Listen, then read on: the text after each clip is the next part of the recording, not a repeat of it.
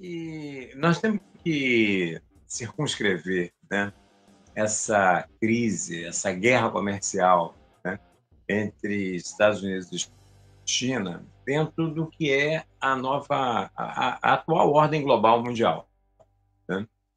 E é uma situação bastante complexa, porque nós estamos vivendo um período de uma onda longa descendente de crise do capitalismo, que já vem desde a crise econômica que se abriu ali por volta de 2008, 2009, crise das hipotecas, crise fiscal na hipoteca nos Estados Unidos, crise fiscal na Europa, né? Crise essa que não se fechou, crise essa que gerou, né, uma ordem mundial absolutamente instável, né? Um aumento brutal da superexploração por parte dos países imperialistas, por parte da, das grandes empresas multinacionais, né, ataques generalizados, com o objetivo, né, de se defender da diminuição da taxa de lucro, né? Essa instabilidade, né, leva a ataques brutais, mas também leva a reações. Então, você tem reações no mundo, você tem luta, você tem a classe trabalhadora resistindo contra esses ataques. E o que tem de novo, né, é exatamente o fato de que, com a eleição de Trump, ele desmascara, né, deixa bem a nu essa questão do que hoje é os Estados Unidos, né? Os Estados Unidos continua sendo o principal imperialismo, né, do planeta, o imperialismo hegemônico, mas é o imperialismo decadente. E a própria palavra de ordem do Trump, fazer a América grande de novo, né, é uma demonstração inequívoca de que essa América não é mais aquilo que ela já foi, principalmente a ordem mundial que se estabeleceu no pós-guerra, né, no pós-Segunda Guerra Mundial, e os Estados Unidos se colocou praticamente como absoluto, né, dentro do mundo capitalista. E tinha ali uma competição na Guerra Fria com a União Soviética, mas totalmente subordinada aos interesses do capital norte-americano. Essa que é a verdade, ainda que havia disputas diárias de influências e tudo isso, né? Mas, hoje, o que acontece é que nós temos um imperialismo decadente e um imperialismo emergente, que é o imperialismo chinês. Então, a China, hoje, é um imperialismo emergente que compete com os Estados Unidos. Ainda não em pé de igualdade, mas com uma potência a nível mundial muito grande. A gente vê, com essa emergência da China, a gente vê a decadência do imperialismo europeu, a decadência do imperialismo japonês e uma disputa efetiva entre China e Estados Unidos, né? Essa disputa acaba fazendo com que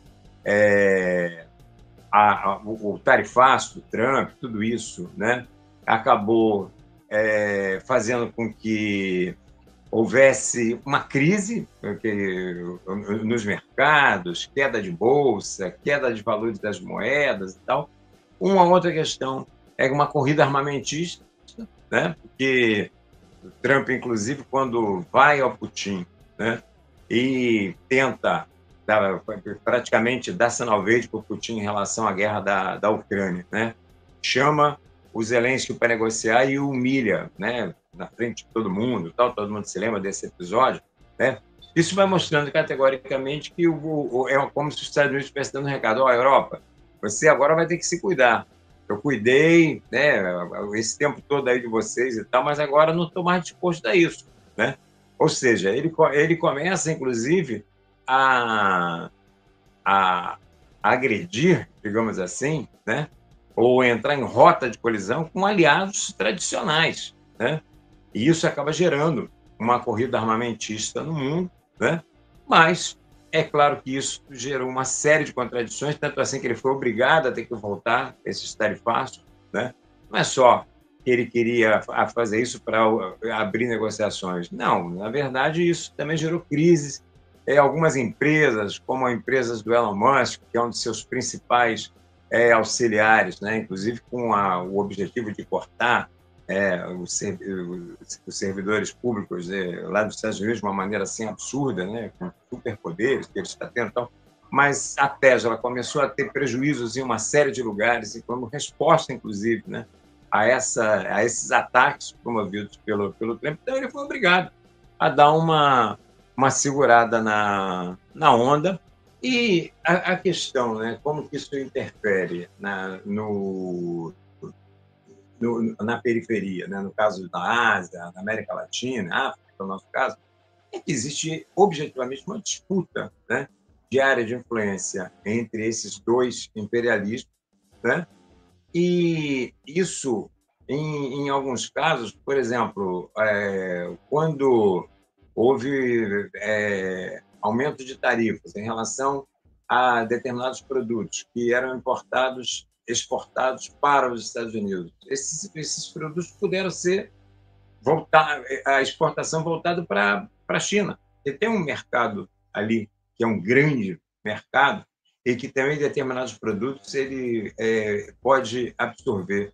Então, alguns analistas da própria burguesia falavam que determinadas medidas do Trump podiam colocar, inclusive, determinados setores no colo da China. Então, o que nós estamos assistindo nesse momento é isso, digamos assim, um rearranjo dessa ordem mundial, né?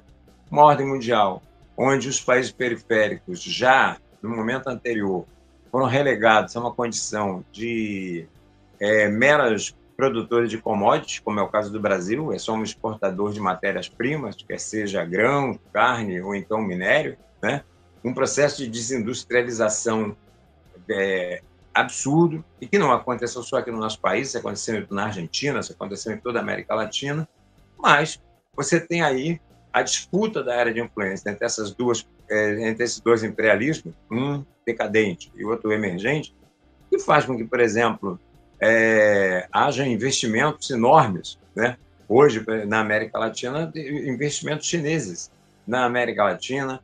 Agora mesmo se fala da possibilidade da construção de a ferrovia que vai ligar o Brasil ao Oceano Pacífico, né? Com investimentos chineses, o que se comenta. Você tem a questão da... bom, são uma série de investimentos, né, que vão sendo feitos, e que existe uma disputa, né, aí, principalmente na questão da área de inteligência artificial, né?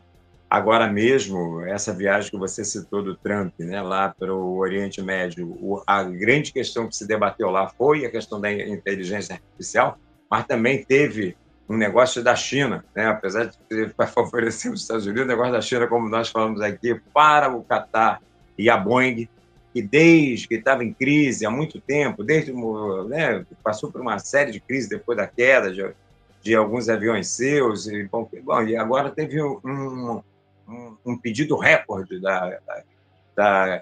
do Qatar Airways de Boeing, de aeronaves dos Estados Unidos. Então, nós vamos estar assistindo esse tipo em relação à Arábia Saudita, em relação aos Emirados Árabes e em relação aos ao próprio Qatar, a grande questão, né, que os Estados Unidos, Trump foi lá pessoalmente negociar, foi a questão de abrir, né, espaço, né, para as empresas de inteligência artificial em parceria dos Estados Unidos com empresas desses países, né, que são países que têm uma concentração de renda enorme, dos petrodólares, né, e que vão ter melhores condições de entrar na disputa da inteligência artificial, que é uma grande questão que está colocada no mundo atual, né? Inclusive na disputa entre a própria China e os Estados Unidos, né? Onde você tem uma grande concentração de empresas nos Estados Unidos, né? Nesse setor, mas nós tivemos aquela questão da China, que entrou aí com a DeepSeek e deu uma queda enorme do lucro dessas empresas. Então, é essa questão que nós estamos assistindo hoje, essa disputa que faz com que o mundo seja cada vez mais instável, ponto um, uma instabilidade muito grande na ordem mundial.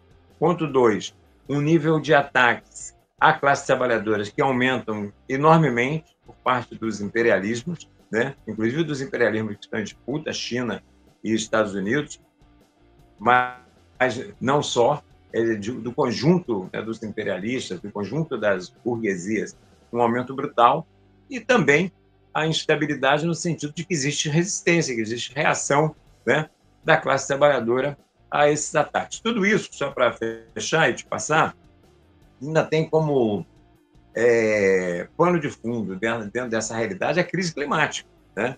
Que é uma crise brutal que a gente está assistindo, a gente vê aí, e essa crise do capitalismo também é uma demonstração cabal, de que a única coisa que o capitalismo pode oferecer para a classe trabalhadora é a barbárie, porque nós estamos, a crise climática é uma expressão concreta do nível de barbárie que já chegou, né, a determinados aspectos em relação à destruição, né, do meio ambiente, mostrando a incompatibilidade absoluta entre meio ambiente e capitalismo, mas também, né, a questão dos ataques mesmo aos trabalhadores e às suas condições de vida, com guerras, e tudo isso que a gente está assistindo aí.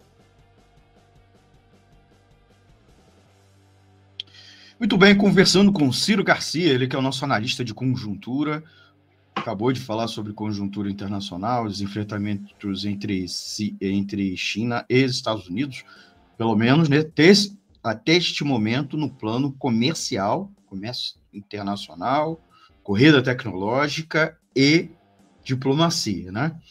Ciro,